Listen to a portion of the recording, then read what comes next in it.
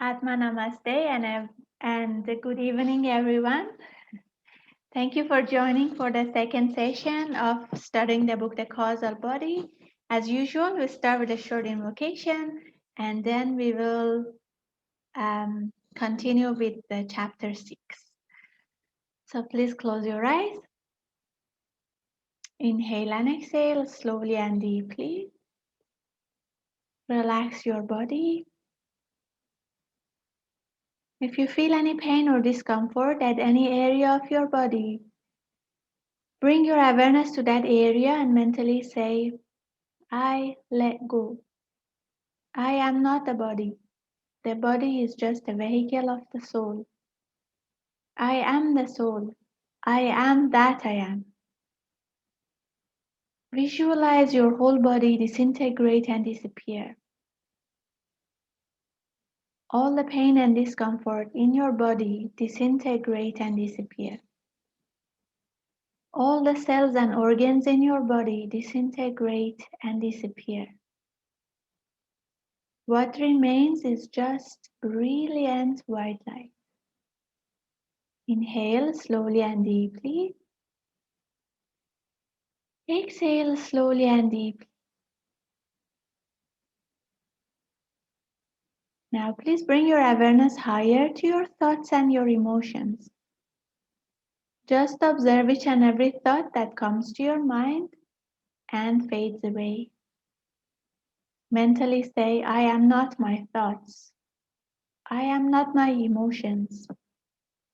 Thoughts and emotions are just products of the soul. I am the soul.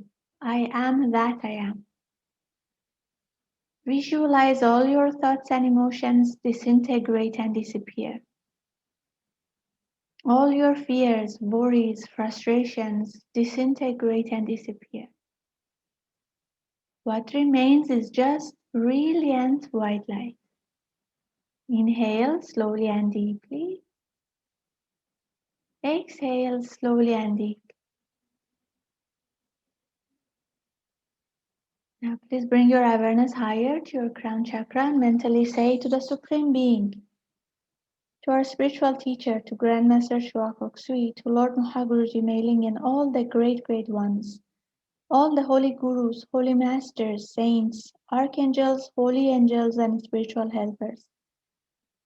To all the masters of the Theosophical Society, thank you for all of your priceless blessings, for divine light, divine love and divine power, divine guidance, help and protection, inner healing and physical healing, good health and happiness, prosperity and abundance, spirituality and illumination.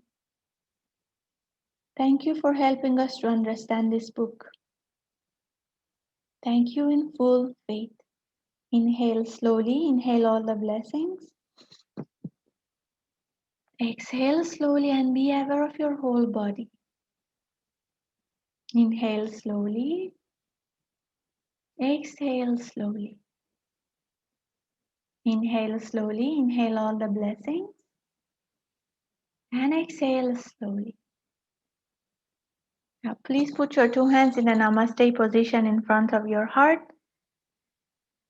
Please be aware of the presence of each and every person in this session and mentally say, Atma Namaste.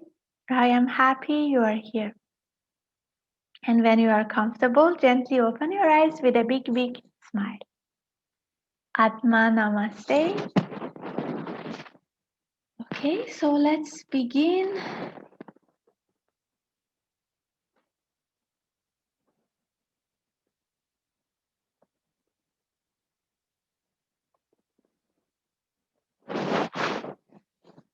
We continue from chapter 6, which is about the attachment of the atoms, higher triad. So as usual, if you have any questions, please put it in the chat, or if you have any story to share or understanding or inspiration, please do share also so we understand this together better. Okay, so we already discussed about the first outpouring and the second outpouring. Now we will continue with the the creation of the higher triad and the lower triad. So the second outpouring, not only as we saw in the preceding chapter, streams forth into the 5 planes, thereby bringing into existence the elemental and other kingdoms of life, but it brings also with it into activity the monads, who while ready to begin their evolution have been waiting on the Anupadaka plane until the matter of the planes was prepared for them. So if you remember, we said the monads were ready, coming from the will aspect of the logos, waiting in the Anupadaka plane, waiting for the rest of the 5 planes to be ready for them to to begin their evolution. So to say that the monads go forth would be somewhat inaccurate. It is rather that they shine forth, sending out the rays of life. They themselves remain ever in the bosom of the Father, while their life rays stream out into the ocean of matter, appropriating there, as we shall see in full detail presently, the materials necessary for their evolution in the lower planes. So when we say the monads go forth and start their evolution is a bit inaccurate, because the monads themselves stay in that Anupadaka plane. They only shine forth, actually, the rays of life. Now later we will talk about what you call this. We will talk about how they actually incarnate and how they create this higher soul and the incarnated souls, and then they start their evolution, and how all of this continues. So it's like their rays shine forth, but they remain there. So in pranic healing, we have this concept of the spiritual cord, and through the spiritual cord, we get the spiritual energy. So this is basically about that.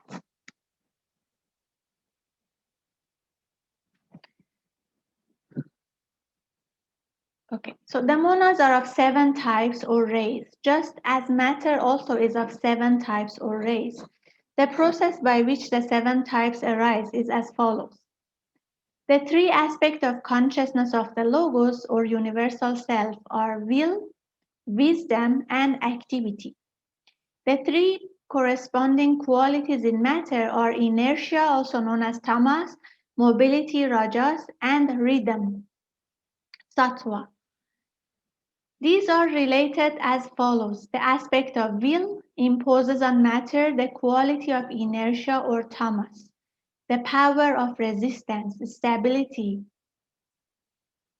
quietude. The aspect of activity gives to matter its responsiveness to action, mobility, or rajas. And the aspect of wisdom gives to matter rhythm or sattva, harmony. Okay, so we have this diagram showing that the 3 aspects of will, wisdom, and activity in the matter create 3 qualities of rajas or mobility, tamas or inertia, sattva or rhythm.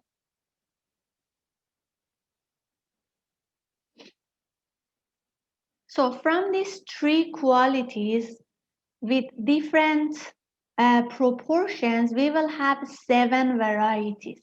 Okay, so first is predominant aspect is will, secondary aspect wisdom, and the third aspect activity. Next one is the primary aspect is the will, the secondary is activity, and the third is wisdom. Then we have the primary as wisdom, secondary as will, third as activity, wisdom, activity, will. Activity, will, wisdom, activity, wisdom, will. And the 7th variety is that in which the 3 aspects are equal. Okay, in one of the future esoteric study sessions, we are going to talk about the 7 rays. So we will understand this a bit more. For some of us who have done the spiritual business management, or you may have read these Golden Lotus Sutras on business management, there are some explanation about the 7 rays. So you may be already a bit familiar with the concept explained by Grandmaster Shuakok Sui. Okay, so from these three qualities, different proportions of these three qualities, we have 7 varieties actually. So the 7 types of matter are similarly formed by the varying proportions of the three qualities, tamas, rajas, and sattva. The stream of life known as the second outpouring, in fact, is composed of 7 streams, one of the 7 types of matter combinations being found in each of the 7 streams. Okay? So basically, the stream of life, the second outpouring itself, is composed of 7 streams, which is connected with these 7 types of matter which we just discussed. Another way of expressing the same truth is that each monad belongs to one or other of the 7 rays. Is to say that he came forth originally through one or other of the 7 planetary logoi, who may be regarded as centers of force within the solar logos, channels through which the force of the solar logos is poured out. This we discussed also in the solar system book, that the 7 rays are originated each from one of the 7 planetary logoi, and therefore is affected more by that planet itself. Nevertheless, although, as has been said, each monad belongs fundamentally to one ray, yet he has within himself something of all the rays. So as you see here, we have different proportions of each of the qualities. Okay, even in the rays, although each ray is connected particularly with one, each monad is connected particularly with one ray, but has within himself something of all the rays. So this is another diagram showing the 7 types of monads and the 7 types of matter. Okay, as you see, in each of them, the qualities, the proportions of will, wisdom, and activity is different. Now, if you look at yourself and look at your friends in the spiritual path, or even like your family, you may see that different people have different proportions of will, wisdom, and activity. Like for one person, they have more will and wisdom, less, for example, activity. Another person has more of will and activity, less wisdom. It's like different proportions of the qualities in different people. So the qualities of the monads and their correspondence in matter.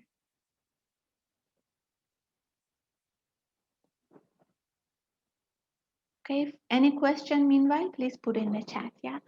So there is in him no ounce of force, no grain of matter, which is not actually part of one or other of the 7 planetary logoi. He is literally compacted of their very substance, not of one, but of all, though always one predominates. Therefore, no slightest movement of any of these great star angels can occur without affecting to some extent every monad, because they are bone of their bone, flesh of their flesh, spirit of their spirit. This fact is, of course, the real basis of astrology. So when you study astrology, it is discussed that the placement of the planets in the whole solar system affects life on Earth and affect people. The basis is because every monad has some quality or substance connected with one of these planetary logos, one of these planets. So whatever happened to these planets affect people on Earth. Okay, now because everybody has some substance connected with all, but maybe one predominates. So when that planet is affected the most, those monads that have the substance predominantly from that planet will get affected the most. But because we have we have substances that is connected with all of them, whatever happened to any planet affect everybody to a certain extent. Okay, so this is the basis behind astrology.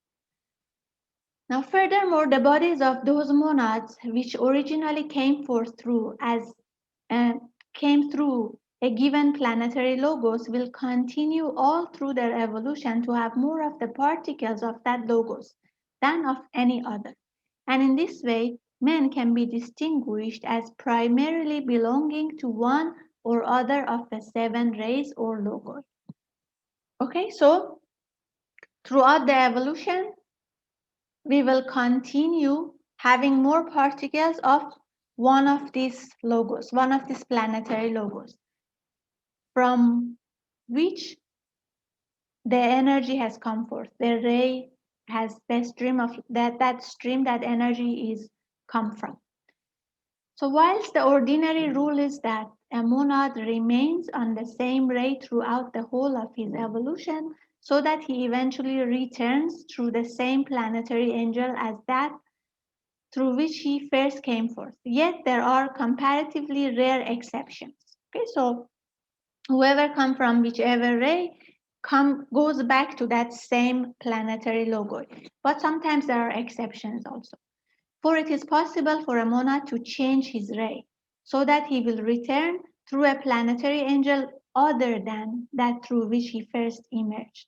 Such transfers are usually to the first and second rays, there being relatively few persons on those two rays at the lower levels of evolution. Okay, so in general, from whichever planetary logo the ray of the monad come from, the monad goes back to the same planetary angel or logo. But in rare cases, it's possible for a monad to change his ray. And that usually happens only to ray 1 and ray 2. But it's rare. So the second outpouring, in addition to its work of forming the elemental and other kingdoms, also brings with it evolved beings at various stages of development who form the normal and typical inhabitants of the three elemental kingdoms. These beings have been brought over by the logos from a preceding evolution. They are now sent forth to inhabit the plane for which their development fits them. They cooperate with the work of the logos and later with man in general scheme of evolution.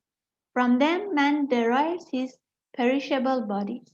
Now, if you remember in the solar system book, we said once a soul has reached the goal of the evolution in every chain, they have 7 paths to choose from. And one of them was to go to the future chains and make preparations for the evolution to start um, and life to start in that chain. So later we will see that some of these beings come from first chain, second chain, third chain to the earth chain, which we are now, to help the evolution start in earth chain. So they are known in some religions as angels, to Hindus as devas, meaning literally shining ones. Plato speaks of them as minor gods. Their bodies are formed of the elemental essence of the kingdom to which they belong, and are flashing and many-hued, changing form at the will of the entity himself. They form a vast host, ever actively at work, laboring at the elemental essence to improve its quality, taking it to form their own bodies, throwing it off again and taking other portions so as to render it more sensitive. In the first elemental kingdom on the higher mental or causal plane, they make materials ready to clothe abstract thoughts. In the second elemental kingdom on the lower mental plane, they make materials ready to clothe concrete thoughts. In the third elemental kingdom on the astral plane, they prepare materials for the clothing of desires. So you see these beings in different kingdoms, including first elemental kingdom, second and third, they help to create materials ready to clothe abstract thoughts, concrete thoughts, and desires.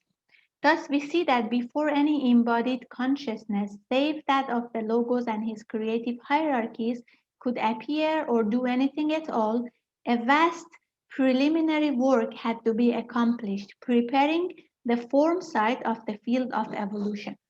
So these beings, before the evolution starts, they need to prepare the field of evolution and make it ready, especially the form side of it, so that the evolution can begin and continue.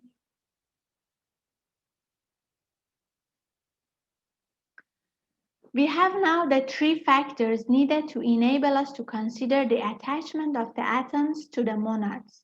These three are: 1. The atoms of the various planes.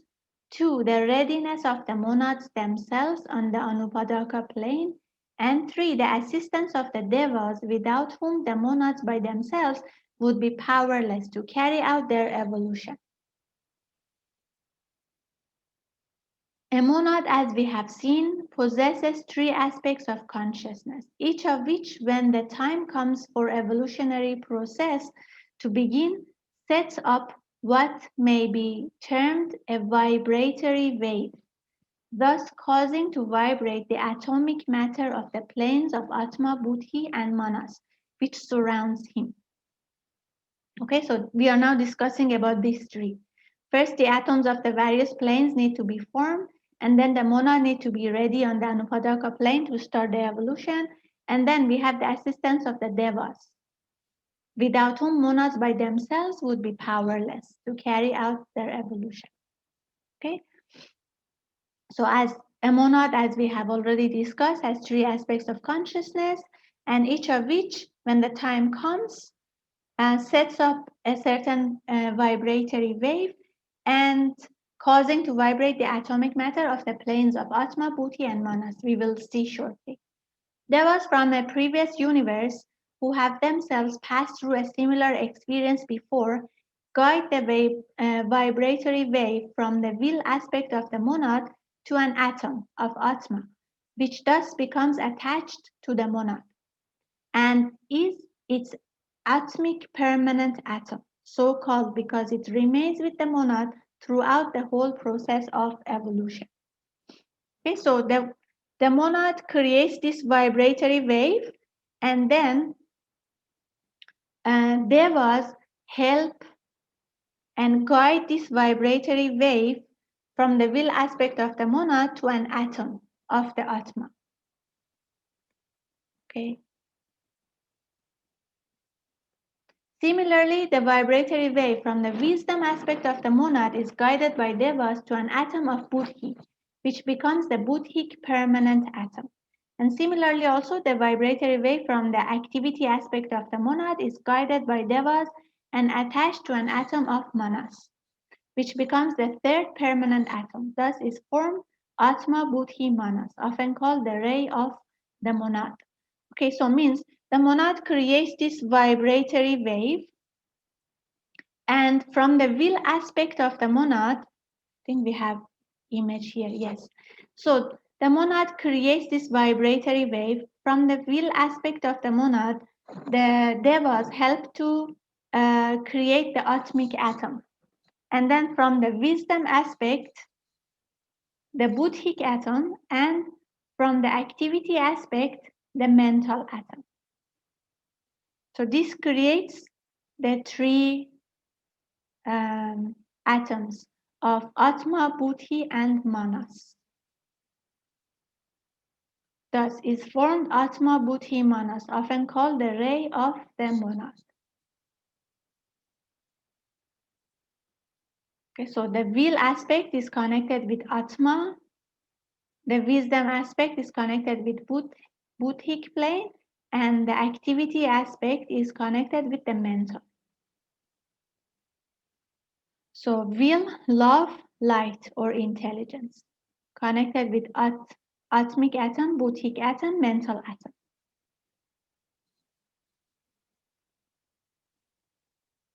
As said, those atoms which are attached to monads become and are called permanent atoms Atma Buddhi Manas, the ray of the monad, is known also by many other names, such as the heavenly man, the spiritual or higher triad, the higher self, the separated self, and so on. So in pranic healing, we know this as higher self. Okay, so from the monad, we have the higher self, which has atoms in Atma plane, Atmic plane, Buddhic plane, and mental plane, higher mental plane. The term Jivatma is also sometimes applied to it, though Jivatma, which may be rendered literally life self, is of course equally applicable to the monad. Okay, so these are different terms. Monad, as we discussed, is the divine spark in pranic healing language, and higher self we know as higher self. Yeah, sometimes it's called ego in theosophy language. It is known also as the manhood of the divine son of the first logos, animated by the Godhead, by the monad. Okay, so Godhead is called the monad.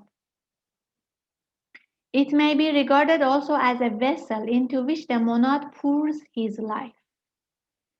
Here we have the mystery of the watcher, the spectator, the actionless Atma, the monad, who abides ever in his highest nature on his own plane and lives in the world by his ray, Atma Buddhi Manas, which in turn animates his shadows, the lives or incarnations of the lower self on earth. So we have the monad, okay? From the monad, we have the higher self or the ray of Atma Buddhi Manas, and from that, in turn, it animates his shadows as the incarnation. So from the higher soul, we have the incarnated souls who incarnate on earth.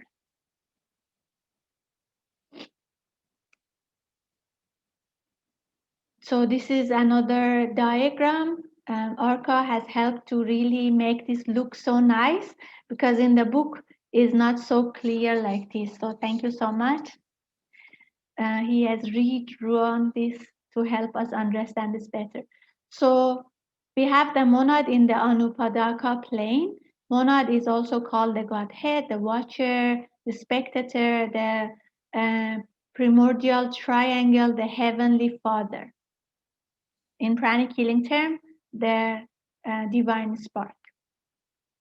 Then from the monad creates these vibratory waves, and the devas helps to connect these vibratory waves to the atoms in the atmic plane, buddhic plane, and higher mental plane or manas plane. Okay, so from the will aspect, the will aspect connects to the atmic, creates atmic permanent atoms, connect to atmic permanent atom. The wisdom connected to atom of Buddhi or Buddhic permanent atom, and from activity to atom of manas. Wisdom is love, activity is intelligence. So as we all have heard this a lot, light, love, and power or will. So this ray of Atma Buddhi Manas is known by different names. Atma Buddhi Manas, the ray of the monad, the spiritual triad, the higher triad, the heavenly man, the Jivatma, the higher self, the pilgrim, the divine son, the manhood. Now it is important to remember that Atma Buddhi Manas, the higher triad, is identical in nature with the monad. In fact, is the monad, though lessened in force by the veils of matter round it. The lessening of power must not blind us to the identity of nature, for it must ever be borne in mind that human consciousness is a unit, though its manifestations vary owing to the predominance of one or other of its aspects and to the relative density of the materials in which an aspect is working at any given moment. Okay, so in quality, the monad and Atma, Buddhi, Manas, Ray, or the higher triad are same. Okay, they are connected and one. They are same in quality, but only it's lessened because of the veils of matter around it. The monad having thus appropriated for his own use these three atoms has begun his work. He himself in his own nature cannot descend below the Anupadaka plane. Hence, he is said to be in silence and darkness, unmanifest. But he lives and works in and by means of the atoms he has appropriated. So means monad is only in Anupadaka plane. So in that plane he cannot descend down. As we said, he shine forth its ray downwards to experience the other planes. So that's why it said that the monad is in silence and darkness. It's unmanifest. But through the rays, by the means of the atoms he just appropriated, he just created, he lives and works. Although the monad on his own plane, the Anupadaka, so far as his internal life is concerned, is strong, conscious, capable, yet on the lower planes, in their time and space limitations, he is a mere germ, an embryo, powerless, senseless, helpless. So if you remember in the last session, we said that monad is omniscient, omnipresent, but only in Anupadaka plane, not in any other plane. So the whole purpose of evolution is that the monad gains power and consciousness in all the planes. Although at first the matter of the lower planes enslaves him, he will slowly, surely mold it for self-expression. In this he is watched over and aided by the all-sustaining and preserving life of the second Logos, until eventually he can live in the lower worlds as fully as he lives above, and become in his turn a creative Logos, and brings forth out of himself a universe.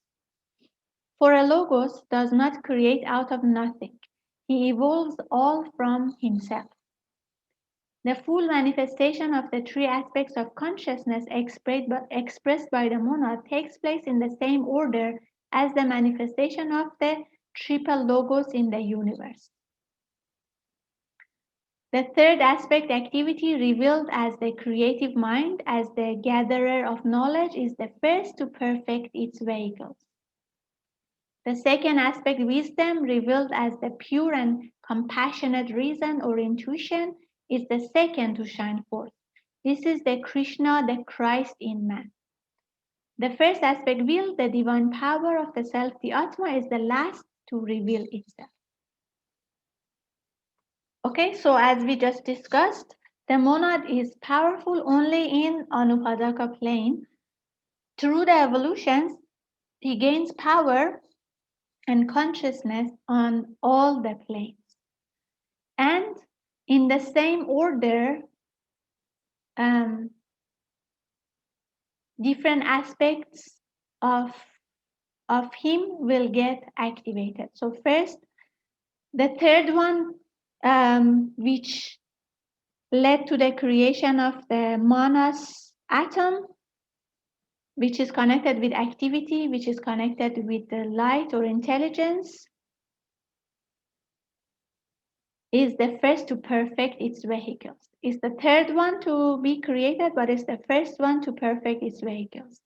Second one, the wisdom or love, the Krishna aspect or the Christ aspect in man, is the second one to reveal itself, and the first aspect or will is the third one or the last one to reveal itself. Okay, so that chapter 6, was about the creation of the higher triad, which we just discussed. Now, chapter 7 is the attachment of the atoms. Now we are talking about the lower triad.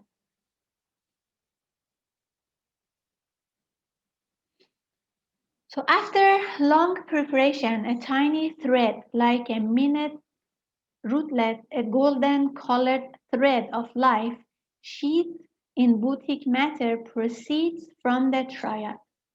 This thread is sometimes called the sutratma, literally the thread self, because the permanent particles will be threaded on it like beads on a string. The term, however, is used in various ways, but always to denote the idea of a thread connecting separate particles. Thus, it is applied to the reincarnating ego as the thread on which many separate lives are strung, to the second logos as the thread on which beings in his universe are strung, and so on. It thus denotes a function rather than a special entity or class of entities. Okay? From each spiritual triad appears one of these threads, which at first wave vaguely in the seven great streams of life. Then each of them is anchored, just as happened in the case of the higher triad, by the agency of the devas to a mental molecule or unit as it is usually called. This being a particle of the fourth mental subplane, the highest level of mental plane. Around this mental unit are gathered temporary aggregations of elemental essence of the second elemental kingdom, scattering and regathering over and over again. The vibrations of the essence gradually awaken the mental unit into faint responses. These again thrilling feebly upward to the seed of consciousness in the triad, producing therein vaguest internal movements. Okay, so from this um, higher triad, a tiny thread comes down. Okay, now in achieving oneness with the higher soul, these are explained beautifully and very easy to understand by Grandmaster Shuakuk Sui. I think there is an image shortly. We will show that and discuss further. Thus, with inconceivable slowness, the mental units become possessors of certain qualities. They acquire the power of vibrating in certain ways, which are connected with thinking and will at a later stage make thoughts possible. In this, they are helped by the devas of the second elemental kingdom who direct upon them the vibrations to which they gradually begin to respond and surround them with the elemental essence they, the devas, throw off from their own bodies. So you see, devas help in all um, the elemental kingdoms to help the evolution move forward. Furthermore, each of the seven typical groups is separated from the other by a delicate wall of monadic essence, atomic matter insulted by the life of the second logos, the beginning of the wall of the future group soul. So we are going to talk about group souls in this session itself. The whole process is then repeated at the next lower level. The thread of life ensheathed in Buddhic matter with the mental unit attached pushes outward to the astral plane, where by identically similar means an astral atom is attached. Round this astral permanent atom gather temporary aggregations of elemental essence of the third elemental kingdom, scattering and regathering as before. Similar results follow, the astral atoms being gradually awakened to faint responses, these being passed upward to the seat of consciousness, producing therein once more vaguest internal movements. Thus, the astral permanent atoms acquire the power of vibrating in certain ways connected with sensation, which will at a later stage make sensation possible. As before, the work is held by the action of the devas of the third elemental kingdom.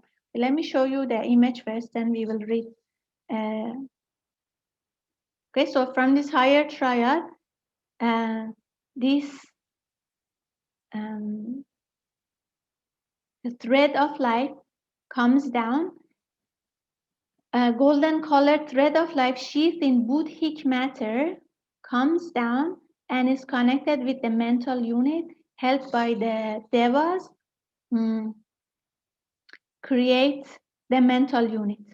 Okay, then the golden colored thread of life from the Buddhic plane comes down again with the help of the devas, gets connected to the astral atom, creates the astral elemental essence, astral elemental essence forming second layer of the wall of the future group soul. Okay, so mental elemental essence create the wall, the beginning of create the wall for the beginning of the future group souls, creation of the group souls. The astral elemental essence form the second layer, and the etheric, the physical atom, helps to create the third layer. Okay, so this becomes 3 layers for the creation of the group souls in the future. We will discuss shortly. So the separating wall of each of the 7 groups now acquires a second layer, formed of astral monadic essence, thus approaching a stage nearer to the wall of the future group soul. Yet once more is the process repeated when the great wave of life has passed onward to the physical plane. The thread of life, sheathed in boutique matter, with its attached mental unit and astral permanent atom, pushes outwards and annexes a physical permanent atom. Round this atom, etheric matter gathers as before. The heavier physical matter, however, is more coherent than the subtler matter of the higher planes, and consequently a much longer term of life is observed. Then, as the etheric type of the proto-metals and later proto-metals, metals, non-metals, and minerals are formed, the devas of the etheric subplane submerge the physical permanent atoms into one or other of the 7 etheric types of which they belong. Thus is begun the long physical evolution of the permanent atom. Again, on the atomic subplane of the physical, a third layer is added to the separating wall, which will form the envelope of the future group souls. So this diagram shows the whole process. So this golden colored thread of life, sheathed in boutique matter, comes down together with the help of the devas and create a mental unit, and goes back again, then comes down, this time push further and create astral atom, and creates the second layer of the wall of the future group souls, push further down, and then create the etheric layer of the matter forming the wall of the future group souls, the third wall actually. Again, on the atomic subplane of the physical, a third layer is added to the separating wall, which will form the envelope of the future group soul. In this manner is formed what is often called the lower triad, consisting of a mental unit, an astral permanent atom, and a physical permanent atom. This diagram that we just saw shows the stage which we have now reached. The monad with his 3 aspects having been provided with a higher triad of Atma Buddhi Manas, and the higher triad in its turn having been furnished with a lower triad of lower Manas, Kama, and Stula. Stula is physical. So now we have the higher triad as well as the lower triad, which is the mental unit, the astral permanent atom, and the physical permanent atom.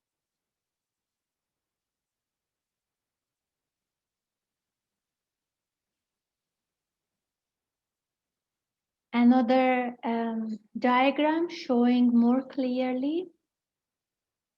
So the monad shine down, create the higher triad, which is composed of atomic atom, boutique atom, mental atom.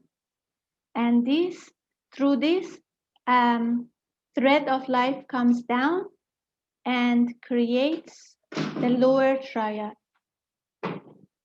which helps with thinking, sensing, and activity. Mental unit, astral permanent atom, physical permanent atom. So this lower triad is in different schools or in different systems, often called the personality, the lower triad, the lower self, the Adam, etc. So in pranic healing language, this is called the incarnated soul, the higher soul, the incarnated soul. So it will be remembered that the matter of each plane is of 7 fundamental types, according to the dominance of one or other of the 3 great attributes of matter, Tamas, Rajas, and Sattva. Hence, the permanent atoms may be chosen from any one of these types. It appears, however, that each monad chooses all his permanent atoms from the same type of matter. The choice is made by the monad, although as we have seen, the actual attachment is done by the devas. So means the monad makes the choice, but the devas, as we just discussed, help to create the attachment. The monad himself belongs, of course, to one of the 7 fundamental types of monads, or one of the 7 rays, and this is his first great determining characteristic, his fundamental color, keynote, or temperament. Okay, so means the monad himself is connected to one of the rays, which determine the main characteristic, his fundamental color, keynote, or temperament. The monad may choose to use his new pilgrimage for the strengthening and increasing of this special characteristic, in which case the devas will attach to his Sutratma permanent atoms belonging to the group or type of matter corresponding to the type of the monad. Such a choice would result in a secondary color, that of the permanent atoms, emphasizing and strengthening the first. In the later evolution, the powers and weaknesses of that double temperament would show themselves with great force. On the other hand, the monad may choose to use his new pilgrimage for the unfolding of another aspect of his nature. Then the devas will attach to his Sutatma atoms belonging to another matter group, in which the aspect the monad wishes to develop is predominant. This choice would result in the secondary keynote or temperament modifying the first, with corresponding result in later evolution. This latter choice is obviously by far more frequent, and it tends to greater complexity of character, especially in the final stages of human evolution, when the influence of the monad makes itself felt more strongly. So here is explaining that sometimes the monad chooses for its higher soul the same ray as his. And if this happens, that temperament, that characteristic of the ray will show itself with greater force. On the other hand, the monad may choose for his new pilgrimage, means for the higher soul, to have another ray different from his own, basically to be a ray that he wants to develop. In this case, it causes the creation of a secondary keynote or temperament, which modifies the first. And if this happens in the later stages of human evolution, when the influence of the monad makes itself felt more strongly, there will be complexity of character, because the ray of the higher soul and the ray of the monad is different. But in the first group, the ray of the higher soul and the ray of the monad is the same. But the second one means if the ray of the higher soul and the monad is different, is more, happens more actually. Okay, is more common. Now, even the ray of the personality, which is the incarnated soul, differs also from the ray of the higher soul and the monad. And we will discuss about that shortly, which can be discussed or decided initially with the use of devas, with the help of devas, based on which evolution or which lessons the higher soul needs to learn, means the incarnated soul needs to learn, and then help the higher soul to evolve.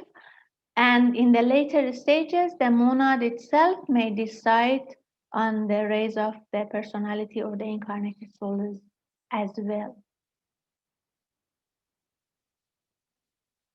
Whilst the temperament, whilst the permanent atoms of both the higher and the lower triads belong to the same type, the bodies of the higher triad, being once formed relatively permanent, reproduce definitely the keynote of their permanent atoms. But in the case of the bodies of the lower triad, various other causes operate in the determination of the choice of materials for these bodies. The monad can exert no direct action on the permanent atoms, nor could there be such direct action until the higher triad has reached a high stage of evolution.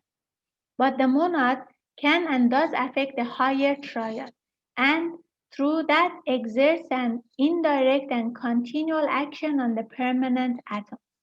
The higher triad draws most of his energy and all his directive capacity from the second logos, but his own special activity does not concern itself with the shaping and building work of the second logos, being directed rather to the evolution of the atoms themselves in association with the third logos. This energy from the higher triad confines itself to the atomic subplanes and until the fourth round appears to spend itself chiefly on the permanent atoms. Okay, so based on the book, the monad can exert no direct action on the permanent atoms until a certain stage of evolution reaches. But the monad can directly affect the higher triad. The higher triad is the higher soul. The higher triad draws most of his energy and all his directive capacity from the second logos, the second aspect of God, which is the love aspect. But his own special activity does not concern itself with the shaping and building work of the second logos, being directed rather to the evolution of the atoms themselves. So the use of the permanent atoms is, of course, to preserve within themselves as powers of vibration the results of all the experiences through which they have passed. We may take the physical permanent atom as illustrating this process. The physical impact of any kind will set up in the physical body. It strikes vibrations corresponding to its own. These vibrations will be transmitted by direct concussion if they are violent, and in all cases by the Buddhic life wave to the physical permanent atom. Such a vibration forced on the atom from the outside becomes in the atom a vibratory power, a tendency to repeat the vibration. Thus, through the whole life of the physical body, every impact leaves an impression on the physical permanent atom. At the end of the life of the physical body, the physical permanent atom has in its way stored up innumerable powers of vibrations. So this discusses what is the reason for having these permanent atoms, physical permanent atom, astral permanent atom, and the mental unit. This is because all the experiences we have in every incarnation get stored in these permanent atoms. Okay, now as we know, later we will discuss this also, in every incarnation, only the experiences that we have can go back and help the evolution of the higher soul. Everything else gets disintegrated. So what happens to the lessons? What happened to the karma?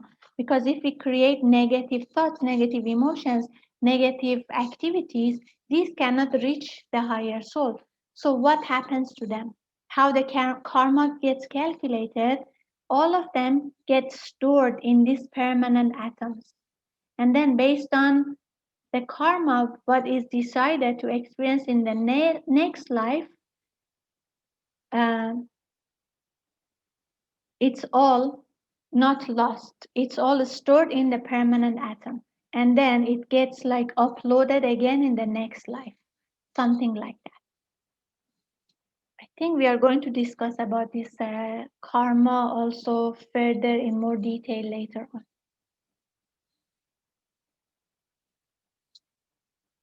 But because of the existence of these permanent atoms, physical, astral, and mental, whatever experiences we have get stored in the permanent atoms.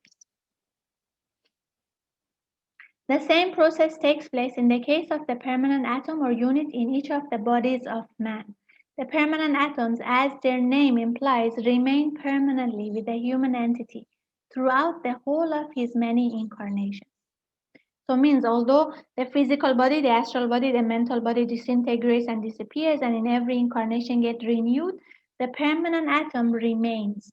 And all the lessons, all the experiences, all the seeds, um, even all the all the karma that needs to be taken is all stored in these permanent atoms and it's not lost.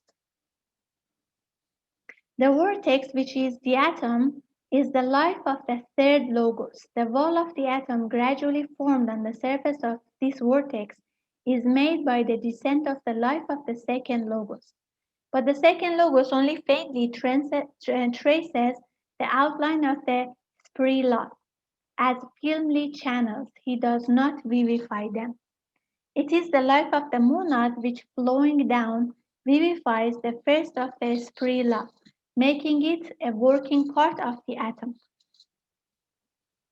This takes place in the first round. Similarly, in each successive round, another of the sprilla is vivified and brought into activity. We discussed this in the previous session also. Okay, that in every round, one sprilla gets vivified and activated, and that is through the life of the monad flowing down, the energy of the monad flowing down. The first set of sprilla is used by the prana, which affects the dense body. The second set with the prana used by the etheric double. The third set by the prana affecting the astral body, thus developing the power of sensation. The fourth set is used by the prana of kama manas, making it to be used for the building of a brain as the instrument of thought. So means as each sprilla gets activated, it gives the human being a certain power. So its first set affects the dense body, gets activated in the first round. The second set activates the etheric double, get activated in the second round.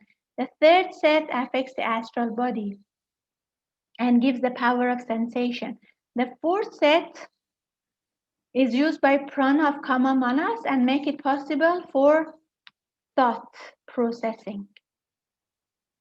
So in every round, a certain power gets activated.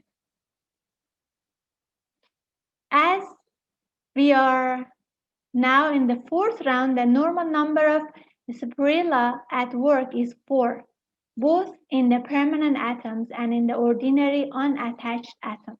But in the case of a highly evolved man, a permanent atom may have 5 at work or even 6. So also in the previous session, we discussed that through certain practices, spiritual practices, yogic practices, the idea is to activate more. Even in like although being in round 4, we can activate 5 or even 6 spirilla. In addition to the permanent atoms themselves, the monad also begins to work in a similar fashion on other atoms that are drawn around the permanent atom. Such vivification, however, is temporary only, as when the physical body is broken up, these atoms return to the general store of atomic matter. So you see, only permanent atoms stay on. Every other atom, after the body dies, they go back to this ocean of matter. So that was chapter 7, discussing about the creation of the lower triad. So we already discussed about the monads. We discussed about the creation of the higher triad known as the higher self. And we also discussed about the creation of the lower triad known as the incarnated soul. Chapter 8 is about the creative hierarchy. We have already seen that the one existence, the Supreme, from whom all manifested life proceeds, expresses himself in a threefold manner as the Trimurti or Trinity. that three qualities, which was light, love, and power, or activity, wisdom, and will. This, of course, is recognized in practically every religion under many names: Sat Chit Ananda, Brahma, Vishnu, Shiva, Icha, Nana, Kriya, Chokma, Bina, Kefer, Father, Son, and Holy Spirit, power, wisdom, love, will, wisdom, and activity. So that's why Grandmaster in the book Existence of God is Self-Evidence explained that there is always Trinity. In every religion, there is Trinity. This Trinity is connected with the higher triad and the lower triad, the threefold manner, the threefold existence, the threefold manifestation. Around the primary Trinity, in the light coming forth from them, we find those who are called the seven. So we have the one manifest, the God, like God, the one existence from which we have the Trinity, from which we have the seven. Now, the Hindu speaks of the seven sons of Aditi. They have been called the seven spirits in the sun. In Egypt, they were known as the seven mystery gods. In Zoroastrianism, they are named the seven Amshaspens. In Judaism, they are the seven Sephiroth. Among Christians and Mohammedans, they are the seven archangels, the seven spirits before the throne. In theosophy, they are usually termed the seven planetary logoi. Okay, so the seven rays also come forth from them, each administering his own department of the solar system. They have ever been identified with the seven sacred planets, the planets being their physical body. Around the seven is a wider circle. There comes the creative hierarchies, as they are called, the 12 creative orders of the universe. These are headed by the 12 great gods that appear in ancient stories and that are symbolized in the familiar signs of the zodiac. For the zodiac is a very ancient symbolic conception in which the plane of the solar system is written.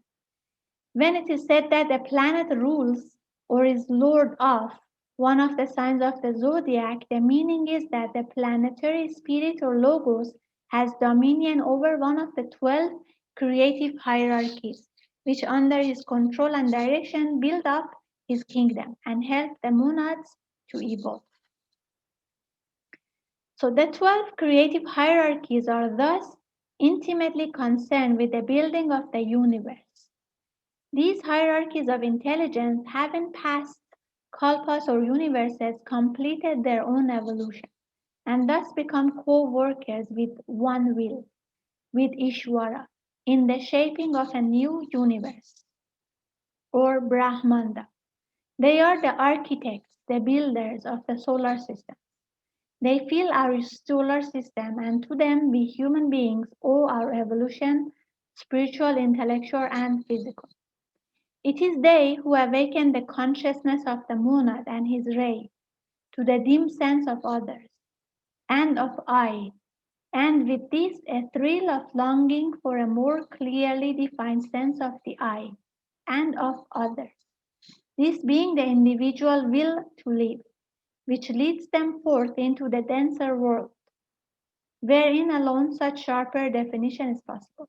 At the present stage of evolution, out of the 12 creative hierarchies, 4 have passed onward into liberation, and 1 is touching the threshold of liberation. Thus, 5 have passed away from the ken of even the greatest and most developed teachers of our world. There remain therefore 7 only, with whom we have to deal. Okay, so we discussed about the 7 hierarchies, and we said we have actually 12 creative hierarchies. But because 4 of them have already passed into liberation, and 1 is in the threshold of passing to liberation, we are left with 7 only that we will deal with. So now we are discussing about these 7 creative hierarchies. First group is the Arupa creative orders. Arupa means formless. Number 1, the first of the Arupa or formless creative orders is described by words connected with fire. They are known as the formless fiery breath, lords of fire, divine flames, divine fires, fiery lions, lions of life. They are also described as the life and heart of the universe, the Atma, the cosmic will. Though, through them comes the divine ray of Paramatma that awakens Atma in the monads. So you see, each of these 7 creative hierarchies, they have a certain responsibility to do to help the evolution in every chain. So the first one from the Arupa category is called the Lords of Fire, and their job is through them comes the divine ray of Paramatma that awakens Atma in the monad. The second order is twofold in its nature and is known as the twofold units, representing fire and ether. They stand for cosmic buddhi, the wisdom of the system, manifested reason. Their function is to arouse buddhi in the monads. Okay, so the first group, which are from fire, they awaken Atma in the monads. The second group, which are called twofold units and represent fire and ether, their function is to arouse buddhi in the monads. The third order is known as the triad, representing fire, ether, and water. They stand for Mahat, the cosmic manas or activity. Their function is to awaken manas in the monads. So awaken Atma, awaken buddhi, awaken manas. The next group are the Rupa creative orders. Rupa means with form. The fourth creative hierarchy consists of the monads themselves. Okay, so the fourth creative hierarchy is the monads themselves. At first sight, it may appear curious that the monads themselves should be classed with the other orders. But the little thought will show that the classification is a proper one. The monads clearly having a great deal to do with their own evolution. So because the monads themselves have a great deal with their own evolution, that's why they are also classified as one of the creative hierarchies. It is by no means outer agencies alone that determine their involution and evolution. Let us briefly recapitulate some of the factors due to the monads themselves. So what is the job of the monads in their own evolution? First of all, being of the first logos, his will to manifest is also their will. They are self-moved. Number 2, it is the monads who shine forth, sending out their life, which builds the ray or higher triad and works through it. 3, it is the monads who choose the type of the permanent atoms which are to be attached to them. 4, the third outpouring resulting from which the causal body is formed comes through the monads themselves. 5, the monads themselves pour down their life into and vivify the spirilla in the atoms, both permanent and other. And 6, the monads, as evolution proceeds, steadily pour down more and more of their lives, gradually getting more closely into touch with their race, the individuality, and also through the individuality with the personality. Okay, so because of these 6 things, the monads themselves are classified as one of the creative hierarchies because they are closely connected with their own evolution. Number 1, they come from the will aspect, the first logos, the will aspect, and therefore they are self-moved. Number 2, they shine forth, they sending their life building the higher soul, the higher triad. Then the monads choose the type of the permanent atoms. They actually choose the ray of the permanent atoms which are to be attached to them. The devas help in the process of attaching, but they choose what type of the permanent atoms to be attached to them.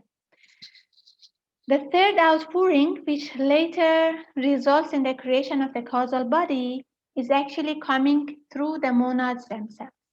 Number 5, the monads themselves pour down their life into and vivify the spirit life, which helps in um, in the evolution, in sensing, in the activity of thought processing and whatever, as we discussed. And the monads, as evolution proceeds, steadily pour down more and more of their lives, gradually getting more closely into touch with their race. So first, they slowly get in touch with the higher soul, and then they get in touch with the personality or the incarnated soul. So that's why they are also classified as one of the creative hierarchies. So continuing with the rupa or with form creative orders, number 5, the fifth creative hierarchy is named that of Makara and has for its symbol the pentagon. In them, the dual spiritual and dual physical aspects of nature appear, the positive and the negative, at war with each other. They are the rebels of many myths and legends. Some of them are known as Asuras and were the fruits of the first chain. They are beings of great spiritual power and knowledge. Deep within themselves, they hide the germ of ahamkara, the eye-making faculty, which is necessary for human evolution. The fifth hierarchy guides the vibratory wave from the aspect of Atma, of the monad, to an atom of Atma.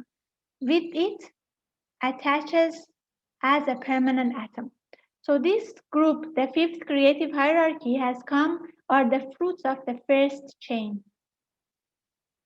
So again, you remember earlier in the session we discussed, and this is discussed more in the solar system book, that in every chain, when the goal of the chain is achieved, the souls have 7 paths to choose, and one of them is to help in the evolution of the future chain.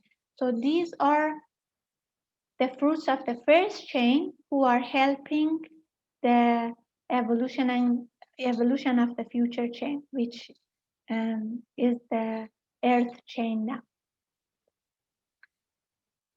Still continuing with the Arupa creative orders, the sixth creative hierarchy contains some who are known as Agnishwatas and also as the six-fold Dhyanis. They are the fruit of the second planetary chain. So the previous one were the fruit of the first chain. This sixth creative hierarchy is the fruit of the second chain. This hierarchy includes also great hosts of devas. They guide the vibratory wave from the wisdom aspect of the monad to the boutique permanent atom. We discussed this earlier in this session. Further, they give to man all but the Atma and the physical body, and so are called the givers of the 5 middle principles. They guide the monad in obtaining the permanent atoms, including, of course, the mental unit connected with these principles, buddhi, manas, lower manas, kama, and the etheric double. They have especially to deal with the intellectual evolution of man. And the last one are the fruits of the third chain. The seventh creative hierarchy contains those known as lunar pitris or Barhishat pitris. These are the fruits of the third chain. Third chain is the moon chain, one chain before the earth chain. They have to do with the physical evolution of man. So the responsibility is to help with the physical evolution of man. Also belonging to the seventh hierarchy are vast host of devas, the lower nature spirits who have to do with the actual building of the body of man. This process of the building of the body of man was discussed in the solar system book. So you can refer to the book and study that further. So this is a diagram summarizing all these 7 hierarchies. We have 3 arupa or formless, and we have 4 rupa or with form. In the arupa creative hierarchies, we have the fiery breath, whose responsibility is to awaken Atma. We have twofold units, which was fire and ether, connected with awakening the Buddhi aspect. And we have the triads connected with fire, ether, and water, who are responsible to awaken manas. Then we have the 4 rupa creative hierarchies. We have the monads themselves, which have the will to manifest. They build array, they choose type of permanent atoms, channels of for third outpouring, vivify spirilla of atoms, influence individuality and personality. We have the makaras, including ashuras, who attach atom of atma. They are fruits of the first chain. We have agnishwatas, who are the fruits of the second chain, and give 5 middle principles, attach 4 permanent atoms and mental units, and concerned with intellectual evolution of man. And then we have the barhishats or lunar pitris. They are connected with the physical evolution of man, fruits of the third chain, the previous chain. So all these creative hierarchies help in the evolution of the earth chain. Okay,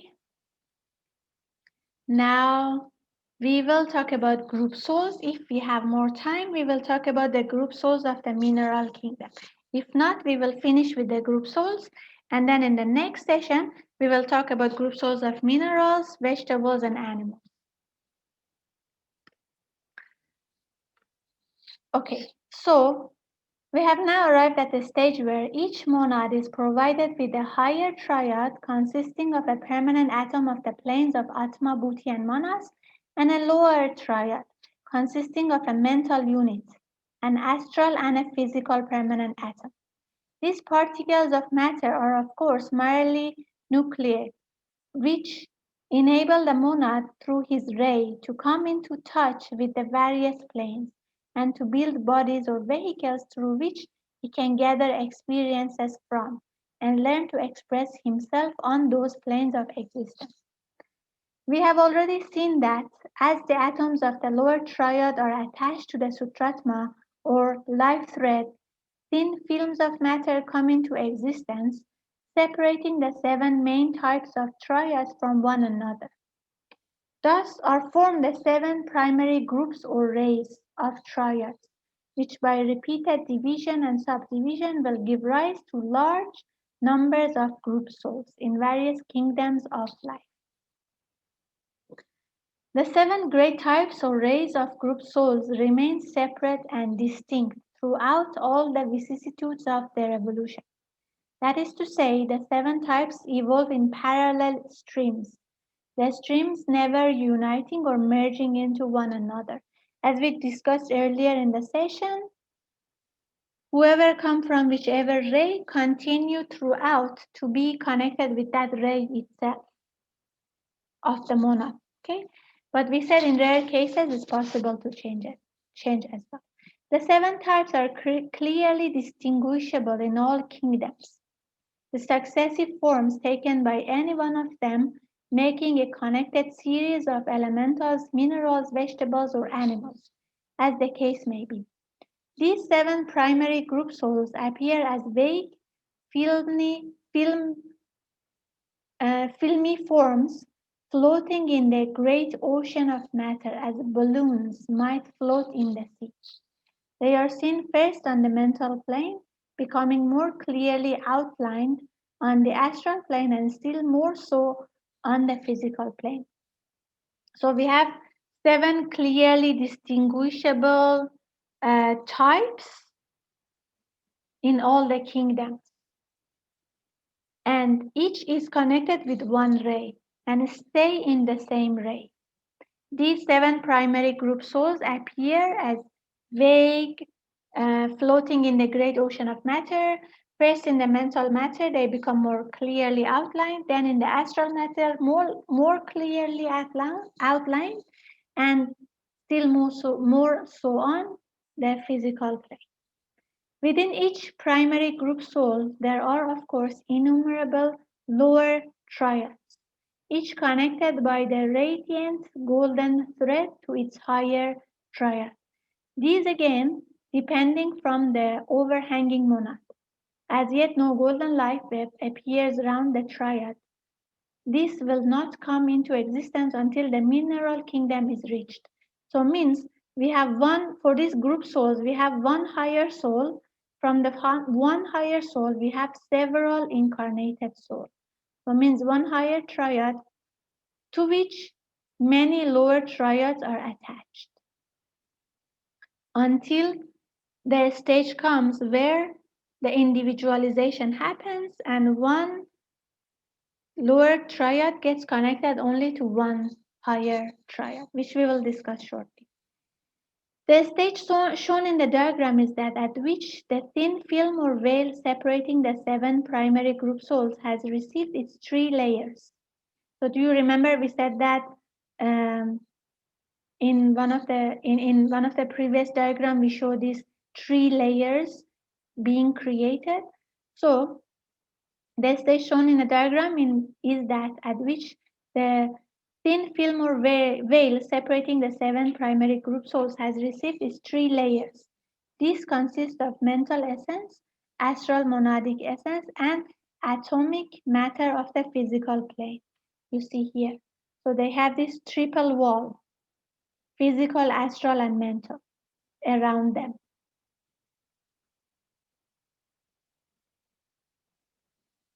As already stated, these films or veils will eventually form the containing walls or envelopes of the group souls proper. It should be noted that these envelopes are formed of matter of the same matter group as that to which the triad themselves belong. So these are the 7 primary group souls, each having the triple wall of the group souls, physical, astral, mental. The general plan of the evolutionary process, more strictly the evolutionary process, is, as we have seen, a gradual differentiation of the great stream of divine life until after repeated division and subdivision, definite individualization as a human being is attained, after which no further subdivision is possible. A human entity being as indivisible unit or soul. So we are going to discuss here that these group souls keep dividing and subdividing until they become one individualized soul and cannot be divided after that anymore. We will discuss the process, how this individualization happen actually. It's very interesting. Group souls which exist in the mineral, vegetable, and animal kingdoms thus represent intermediate stages leading up to complete differentiation into separate human entities or units. Hence, in the 3 kingdoms mentioned, we do not find one soul in a block of mineral, or a plant, or an animal. Instead of this, we find one block of life. It, we may use such a term, ensouling a vast quantity of minerals, mineral substance, a large number of plants or trees, or a number of animals. So it means one higher soul has many incarnated souls. So it's like a group soul actually. So it means one life, one block of life ensouls a vast number of plants, minerals, or animals. The best physical analogy of a group soul is perhaps the oriental one of water in a bucket. If a glass full of water be taken from the bucket, it represents the soul or portion of soul of, say, a single plant or animal. Okay, so let's say we have this higher soul of animal or plant represented by a bucket of water. So each glass full of water taken represent one animal or one plant. For the time being, the water in the glass is quite separate from that in the bucket, and moreover, it takes the shape of the glass which contains it. So may a portion of a group soul occupy and vivify a vegetable or animal form. An animal during its life on the physical plane and for some time after that in the astral world has a soul just as separate as a man's. But when the animal comes to the end of its astral life, that soul does not reincarnate in a single body but returns to the group soul, which is a kind of reservoir of soul matter. Okay, so imagine we have this bucket of water and every animal represent one glass full of water taken from the bucket. The water takes the shape of the glass. So the animal is seen as individual as the human. But when this animal dies, the water goes back to the same bucket and therefore affect the group soul. It there is different from human because every human is individualized. So one incarnated soul of the human has one higher soul. Whatever experience that incarnated soul have in this life goes back and only influences his own higher soul, not other human beings. But when there is a group soul, every animal, whatever they experience, goes back to the bucket and affects the whole group soul of those animals or plants. So the death of the animal would thus, in our analogy, be represented by pouring water from the glass back into the bucket. Continuing the analogy further, it is clear that we could fill many glasses with water from the bucket at the same time, equally. Is it possible for many animal forms to be ensouled and vivified by the same group soul? So you see, we have this huge bucket of water. We can have many glasses of water taken from it at any point of time. And when each of them dies and goes back to the group soul, whatever experiences they have, it benefits the whole group. Further, if we suppose that any given glass full of water becomes colored with a distinctive hue of its own, then when the water is poured back into the bucket, that coloring matter will be distributed throughout the whole of the water in the bucket. The color of all the water in the bucket being thereby to some extent modified. So it means whatever experiences each animal has will benefit the whole group.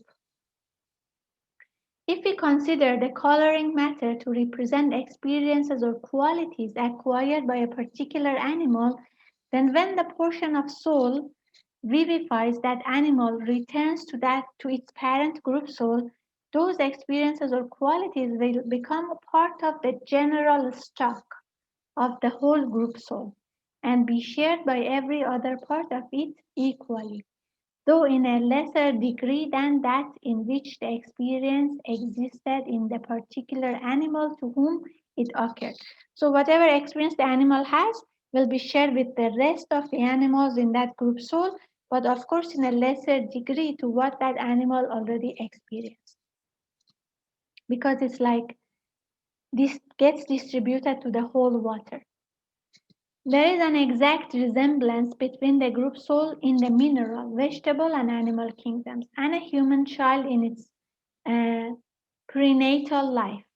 Just as the human child is nourished by the life stream of the mother, so does the protective envelope of the group soul nourish the lives within it, receiving and distributing the experiences gathered in it.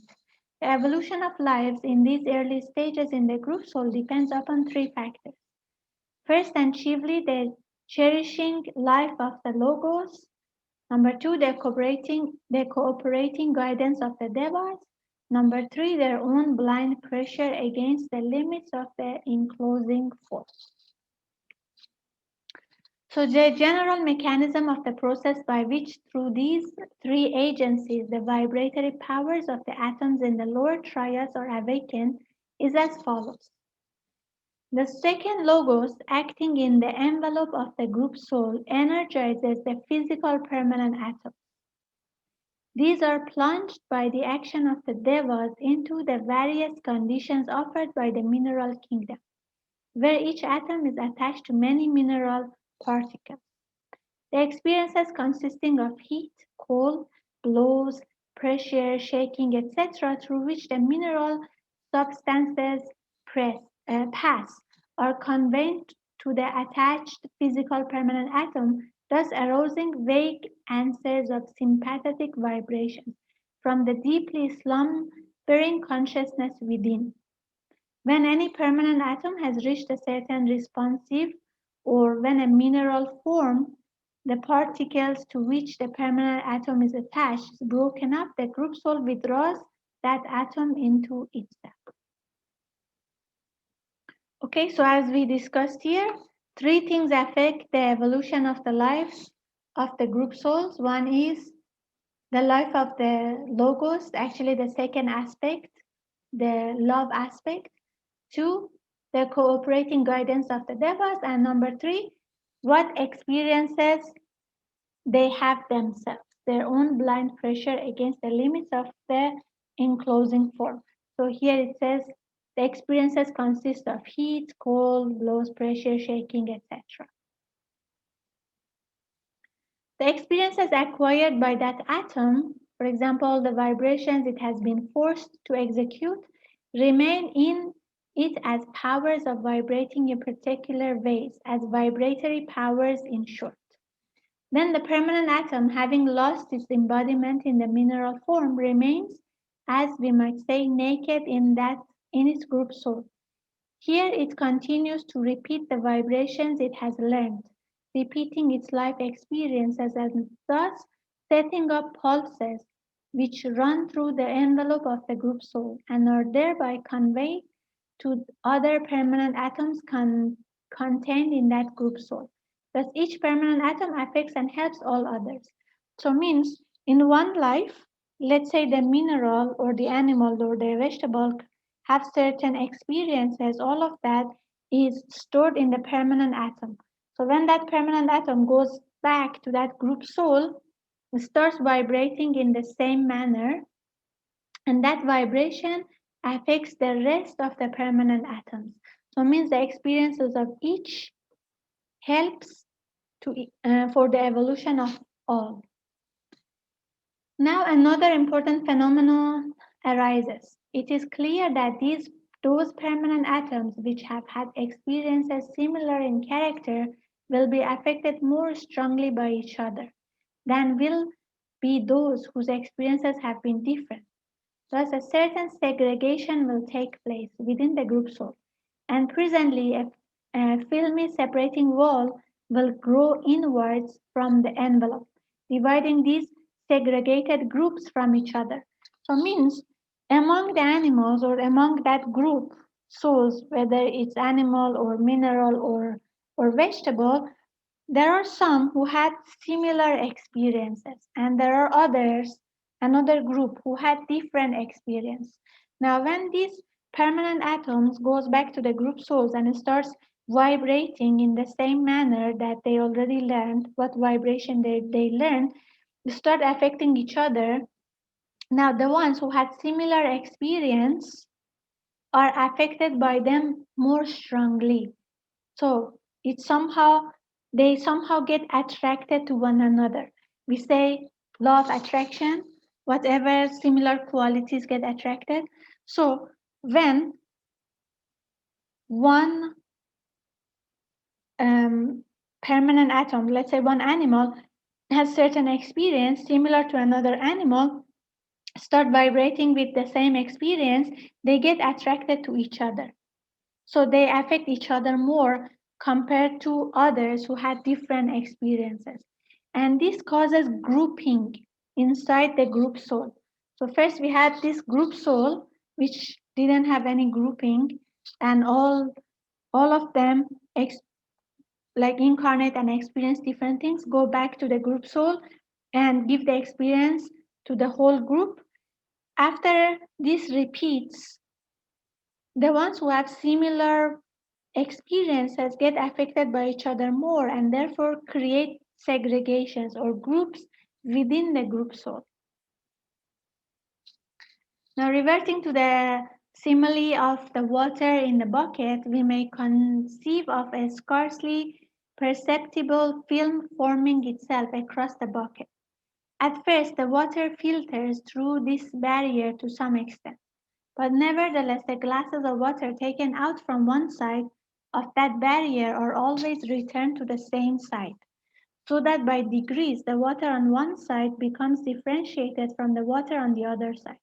Now imagine we take water from one side every time. This water experiences, this glass of water has different experiences and maybe get colored by different, let's say, materials, then poured back in the same portion of the bucket.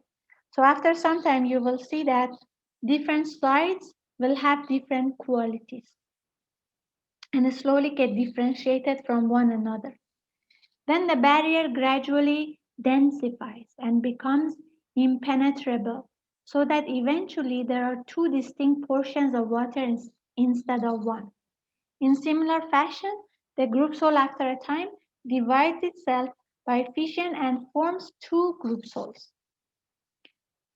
So means the group that had similar experiences stay together and therefore get divided into two groups.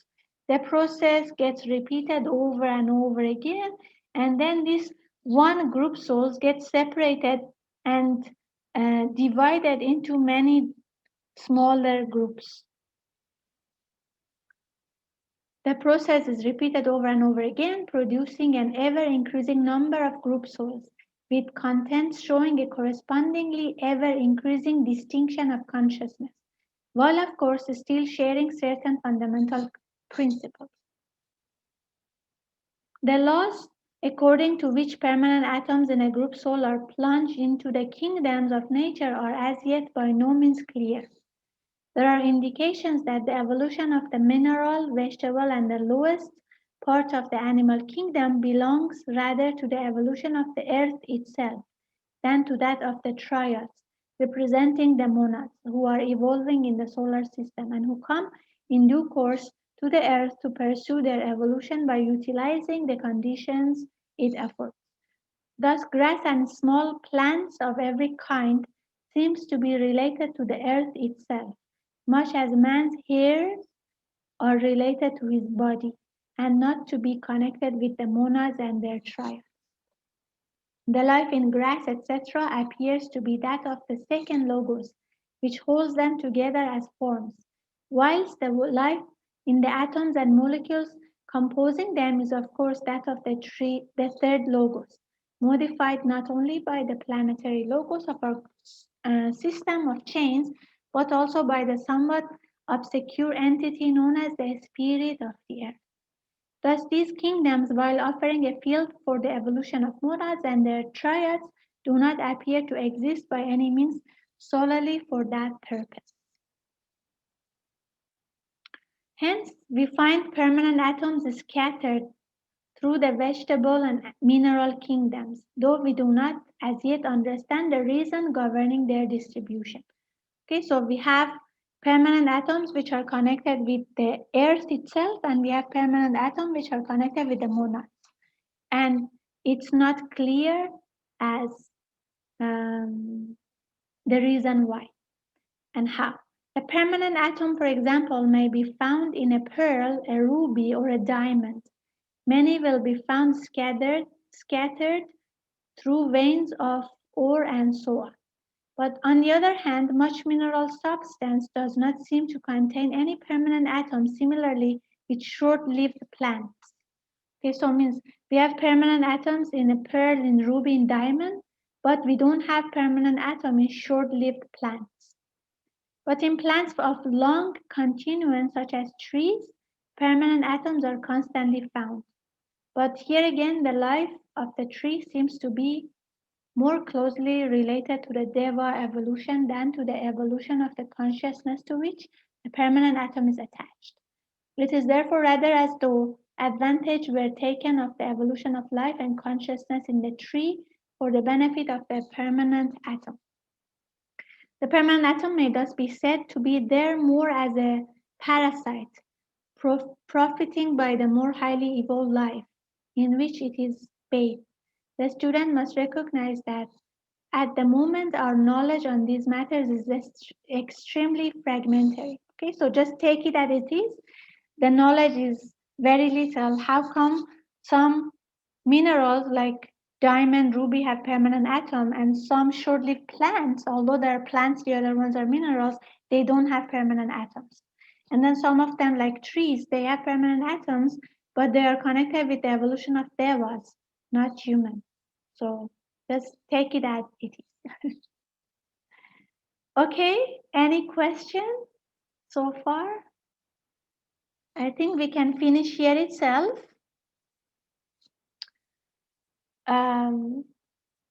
We discussed about the creation of higher triad, the lower triad, and the group souls.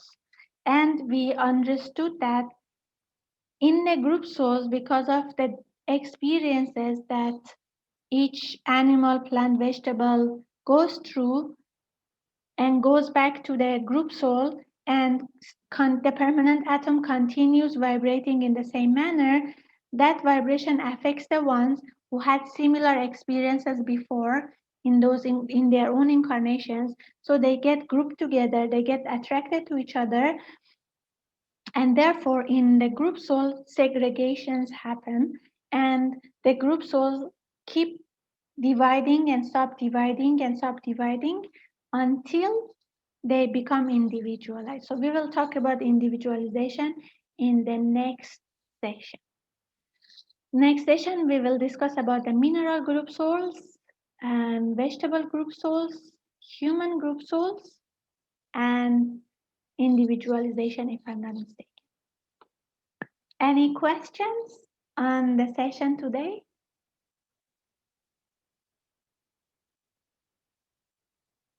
The group souls is a bit heavy to digest for me. Need to watch the recording again. Sure, you can watch the recording again and again to understand how this individualization happened within the group soul. So initially, one higher soul has many incarnated souls. Okay, so that is the group soul. So that's why we say actually a bucket of water or a bucket of life insouling in many vegetables or animals. Okay, so whatever experience this vegetable or animal has goes back to the bucket and benefit the whole group. Okay, so that is to make the evolution faster, because imagine it's like the group is helping one another to grow. This is to accelerate the evolution of the whole group. So whatever experience each of these members of the group has will benefit the whole group. But the thing is, after incarnating and reincarnating and reincarnating, each particle of this group has certain experiences, right? So when that permanent atom goes back to the group soul and start vibrating, they affect the ones with the similar vibration more. Okay, and let me give you an example. Let's say we are a group and we are all from a similar company, and to benefit the company, each of us will go to a certain country to learn certain things and then come back to the company and teach this to the whole. Okay, now the ones who, let's say the ones who go to Europe, I'm just giving example, yeah, rather have similar experiences. The ones who go to Asia have similar experiences, and the one who goes to Africa has similar experiences. So when we come back to the group and we start sharing our experiences, the ones who went to the same situation, same environment, learn similar kind of lessons, will respond more, right? Because they have learned the same kind of lessons. Like, for example, I went to Asia and I learned about devotion, and I'm just giving an example, yeah. Um, and I enjoyed, let's say, Indian cooking and whatever. So when I go back to the company and I'm sharing my experience that oh, they had lots of spices and I really liked the cooking and it was hot and lots of devotion. I liked the music and whatever. So the ones who had similar experiences enjoy more, right? Because they can respond, they can communicate, they understand the experience more. So they tend to become groups with me. And the ones who, let's say, went to Europe and they had different experiences, the weather was cold and maybe the food was different, it was more mental and whatever. So they tend to respond to each other more. So they create another group. The one who went to Africa create another group. So you see, we are already creating groups within the group. And this keeps repeating and until divisions and subdivisions continue happening. So in the next session, we will discuss about this more, what happens to the group souls of minerals, vegetables and animals, and then how individualization happens. Thank you so much. Any other question about the session? I think this session was simpler than the previous one, right? So as we continue reading the book, it becomes easier to understand actually, and more topics that is relatable. Thank you so much. Hope you enjoyed the session. Let's finish with an invocation. Let's close your eyes. Inhale and exhale slowly and deeply. Mentally say to the Supreme Being, Divine Father, Divine Mother, and all the great, great ones, thank you for all of your priceless blessings, for divine light, divine love, and divine power, divine guidance, help, and protection. Thank you in full faith. Inhale slowly, inhale all the blessings. Exhale slowly and be aware of your whole body. Inhale slowly, exhale slowly. Inhale slowly, inhale all the blessings. And when you are comfortable, gently open your eyes with a big, big smile. Atma Namaste. Thank you so much. See you in the next session. Meanwhile, if you have any questions or if you have some findings, inspirations, please keep sharing in the group to benefit everybody else because the topics are a bit difficult. So when we keep watching the recording and keep thinking about it, coming up with new questions, new ideas, new inspirations, or some other readings that can help to explain certain matter more, please keep sharing in the group to benefit the rest. Thank you. We are like group souls. Everybody learn something and benefit the group. Thank you, Atma Namaste. Have a good evening. Bye.